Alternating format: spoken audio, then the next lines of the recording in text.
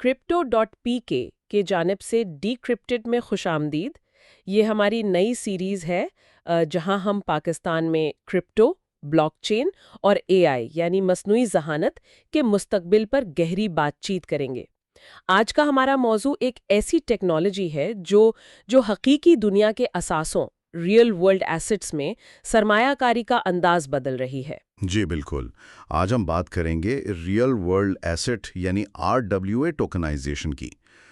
آسان الفاظ میں یہ ایک ایسا عمل ہے جس میں کسی بھی حقیقی مادی اثاثے کی ملکیت کو، جیسے کوئی عمارت ہو، کوئی کاروبار، اسے ڈیجیٹل ٹوکنز میں بدل دیا جاتا ہے۔ اچھا، اور یہ ٹوکنز پھر بلاک چین پر رہتے ہیں۔ اس سے ظاہر ہے ان کا انتظام، ان کی خرید و فروخت بہت آسان اور تیز ہو جاتی ہے۔ یہ سننے میں تو بہت ہی جدید لگ رہا ہے، لیکن کیا یہ صرف تھیوری ہے یا واقعی ایسا ہو رہا ہے؟ نہیں، یہ اب صرف تھیوری نہیں رہی، یہ بالکل عملی طور پہ ہو رہا ہے۔ بلکہ ایک بہت ہی دلچسپ مثال حال ہی میں لاطینی امریکہ میں سامنے آئی۔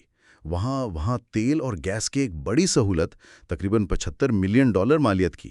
$75 ملین؟ جی، $75 ملین۔ اس کا سودا آپ یقین کریں صرف چند منٹوں میں طے پا گیا۔ منٹوں میں؟ جبکہ روایتی طور پر تو اس میں کئی دن لگ جاتے ہوں گے۔ بالکل، کئی دن، بعض اوقات ہفتے بھی۔ یہ فینکس انرجی نامی کمپنی نے کیا، اور انہوں نے گلوبل سیٹلمنٹ نامی ایک فرم کا GSX پروٹوکول استعمال کیا۔ اچھا، یہ GSX پروٹوکول کیا ہے؟ یہ بنیادی طور پر ایک ایسا نظام ہے جس نے اثاثے کی ملکیت کو ٹوکنائز کیا، مطلب ڈیجیٹل ٹوکنز میں بدلا، اور پھر لین دین کے لیے سٹیبل کوئنز استعمال کی گئیں۔ اسٹیبل کوئنز یعنی وہ ڈیجیٹل کرنسی جن کی قیمت ڈالر وغیرہ سے جڑی ہوتی ہے؟ جی بالکل۔ تو نتیجہ یہ نکلا کہ ایک اتنا بڑا سرحد پار کا سودا جو پہلے دنوں لیتا تھا وہ منٹوں میں مکمل ہو گیا۔ فینکس کے ایک ڈائریکٹر ہیں الیہینڈرو اوریبی، انہوں نے خود کہا کہ اس سے کارکردگی، سیکیورٹی اور شفافیت کی ایک نئی سطح حاصل ہو گئی ہے۔ مطلب بیچ کے بہت سے لوگ اور کاغذی کارروائی ختم ہو گئی۔ واہ، یہ تو واقعی متاثر کن ہے۔ اور یہ کارکردگی اور شفافیت، یہ تو خاص طور پر ترقی پذیر مارکیٹس، ایمرجنگ مارکیٹس کے لیے بہت اہم ہو سکتی ہے نا؟ آپ نے بالکل صحیح پکڑا۔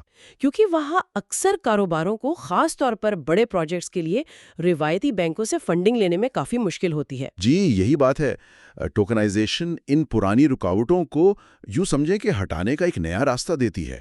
گلوبل سیٹلمنٹ کے جو بانی ہیں کائل سونلن، وہ تو اسے ترقی پذیر مارکیٹس کے لیے ترقی کا ایک اہم موقع کہتے ہیں۔ یہ ٹیکنالوجی قیمتی اثاثوں اور دنیا بھر کے سرمایہ کاروں کے بیچ میں ایک سیدھا شفاف تعلق بناتی ہے۔ بیچ کی پیچیدگیاں کم ہو جاتی ہیں۔ تو یہ ایک طرح سے سرمایہ کاری کو زیادہ جمہوری بنا رہی ہے۔ لیکن یہاں ایک اور سوال ہے، خاص طور پر ہمارے علاقے کے حوالے سے۔ اسلامی مالیات کا کیا پہلو ہے؟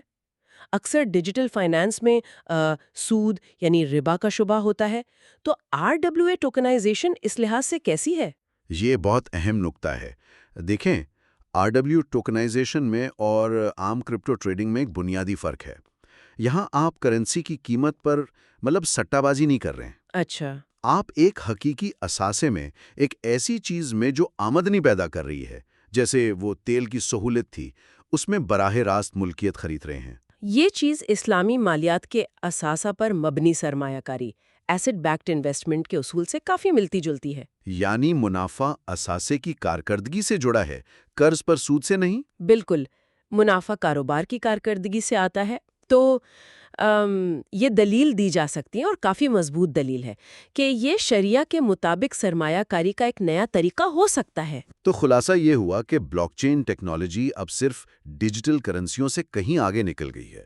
یہ حقیقی دنیا کے مسائل حل کر رہی ہے، لین دین تیز، شفاف اور سرمایہ کاری تک رسائی آسان بنا رہی ہے۔ جی ہاں، اور یہی بات ہمیں سوچنے پر مجبور کرتی ہے نا؟